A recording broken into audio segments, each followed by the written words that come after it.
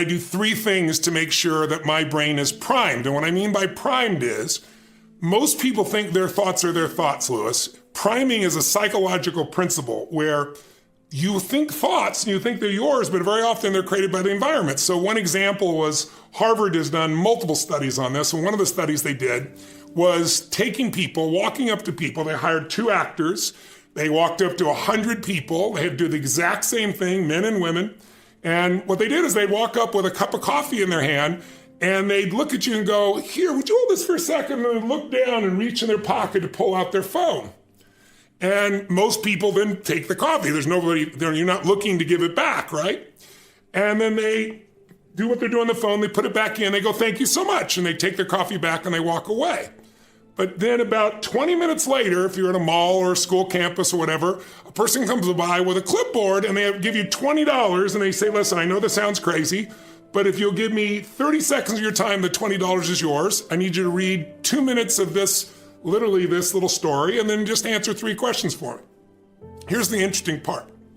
Half the people have a reaction, more than 80%, and half have a reaction 80% difference. And here's the question. They read the same story, but half the people are handed hot coffee, half the people are handed iced coffee. And the question they ask is, how would you describe the main character of the story after they read a few paragraphs? And the people who are handed hot coffee say the person is warm and genuine. 81% of the people, 79 to 80, 79.8, it's a 1% difference, natural variability, who are given the iced coffee say the person is cold and uncaring. I could tell you 20 studies like that would blow your mind how your brain is conditioned or primed by the environment. And think about all that's gone on with COVID over the last 2 years and how many people's brains live in fear. And in my new health book, I put in there just to remind people with COVID, outside being 80 years old, the number one, or having 4 or 5 comorbidities, the number one factor, 80% of the people die of COVID, 79.8% are obese. That's something you can do something about. The second factor, according to the CDC, is fear. Because anxiety makes people get short of breath, they freak out, and their whole nervous system starts to go shut down. Your immune system can be shut down just by fear alone. And so this experience of life that we have, most people just don't understand that you are being primed all the time. And unless you prime yourself, you're going to be primed by the environment, which most people understand that your brain right now is being conditioned and triggered whether you know it or not. If you're in any social network, it's being done continuously by algorithms. So I want to take control of my brain. So I do 3 quick things. 1, I take 3 minutes of those 10 minutes after I've changed my body, and I focus on 3 different events in my life that I'm grateful for. I usually pick 2 big ones and 1 small one. It could be as simple as a smile on my daughter's face, the wind against my skin. But I don't like, if you've ever been on a roller coaster and you remember the roller coaster over there, it's not the same as remember going over the edge like you're there. So I do it in an associated way, and it changes your biochemistry. Now it sounds pretty, positive thinking. I'm going to be grateful. But there's a value to it because the 2 emotions that mess up your business, your life, your relationships are anger and fear. And you can't be angry and grateful simultaneously. And you can't be fearful and grateful simultaneously. So by starting my day with that, and it's not some fake pump up positive thinking, they're real experiences. So it literally teaches your body to go in that state, because otherwise the environment we're in right now, there's a whole lot of uncertainty and fear. Then real fast, I do this 3-minute process that's kind of like a blessing. And then 3 minutes, the last 3 minutes are called 3 to Thrive, where I focus on 3 things I want to accomplish, but instead of thinking I want to accomplish, I see, feel, and experience it as done. I feel grateful, I celebrate it, and it trains your brain. So in 10 minutes, I'm done. Third thing that I'll do, I immediately send a message or a text or an audio message to somebody as a sincere compliment. And I don't go, dude, great job, or wow, you're cool. I say, hey, listen, I saw you on Tuesday with those kids, and I saw you take that extra 20 minutes no one else did. And I just want you to know, I saw that, I thought that was incredible. So I'm always very specific so they know it's not just some positive thinking bullshit call, it's sincerely doing it. It makes me constantly look for the good in the people I work with. Fourth thing I do is whatever I don't want to do, the most challenging part of the day. I want to go handle that problem, I want to handle that issue. People that are scared to speak are thinking constantly, how am I doing? Am I good enough? Am I strong enough? You'll never get confidence. Confidence comes from doing something confidence is tying your shoes, right? Confidence on Michael Jordan making 1,000 shots before you take a break every single day, 6 days a week. So you look at Jordan or you look at, LeBron or you look at anybody who's the best in the world at what they do and you go, aren't they lucky? But if you actually study them, you'll see they're doing things, they're practicing in private things that make them certain in public.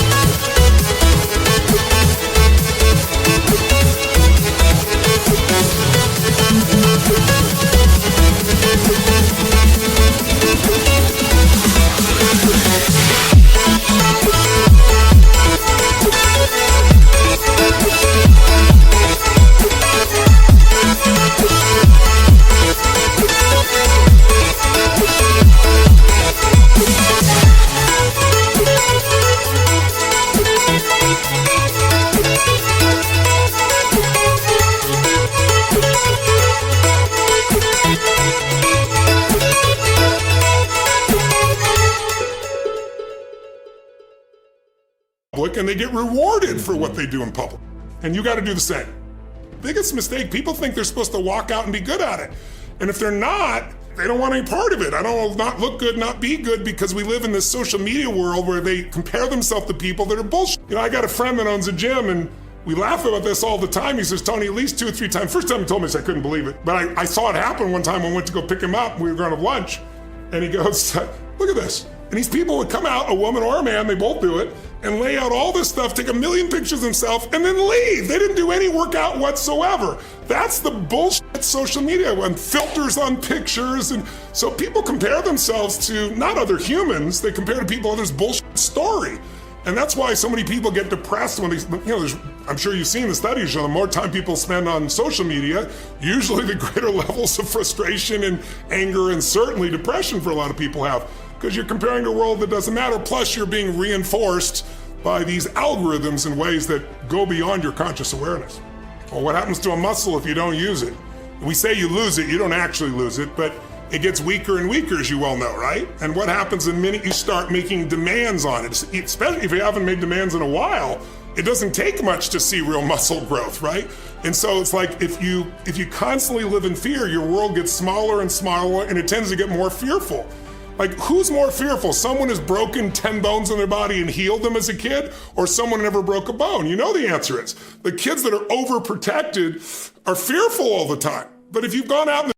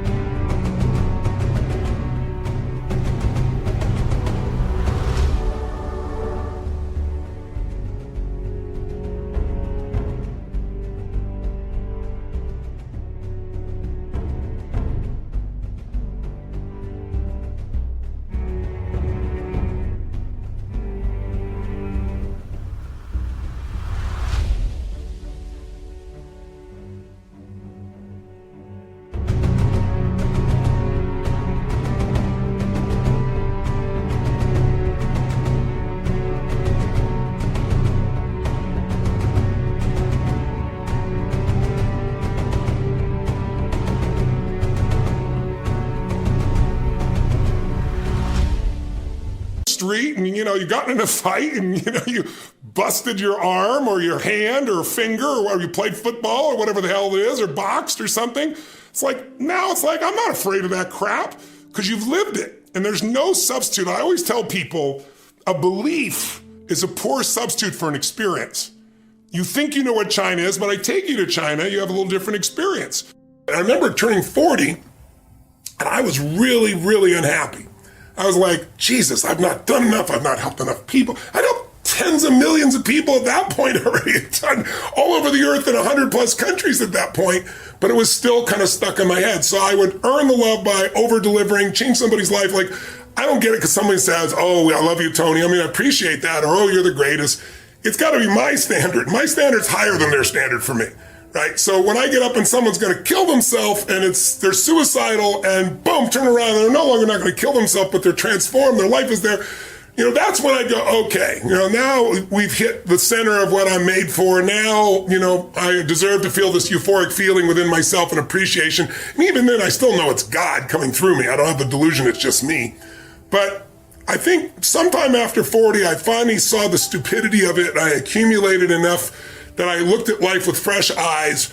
And I can say by the time I turned 60 a year ago, I noticed it was interesting because my birthday, I didn't have an ounce of it. I was just like, how could I at this stage of my life when I've had the privilege of serving so many humans in so many contexts, from turning around, guys going to kill themselves with PTSD to helping kids turn around to getting kids off cocaine or adults to, helping people build multi-billion-dollar businesses from nothing. And when I've lived this long, I can't go by without hearing half a dozen stories a day or dozen stories a day from people telling me how something I did changed their life. So it's not that I'm so smart now, it's just I've stacked it. By the way, though, stacking is the way you can do things.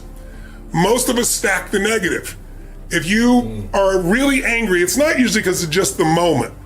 It's that it happened again. It's like if you've ever lost it or overreacted to your kid or to a friend or a business or even within yourself, it's because it happened again. We hit this 1, 2, 3 mini point, and then our nervous system overreacts. But what I've learned is you can stack the good. But for example, if you go into a state of really strong anger for more than 5 minutes, your immune system is suppressed between an hour and a half to 2 hours. That's a physiological fact. But no one had done any study. I started stacking good. Like, okay, let me stack a dozen great memories, feel them, see them, experience them. And I felt this biochemical change that didn't just last a half hour, an hour, or 10 minutes. It went on for a day or two. And so I think I've learned to stack the good. So just having the experience is not enough.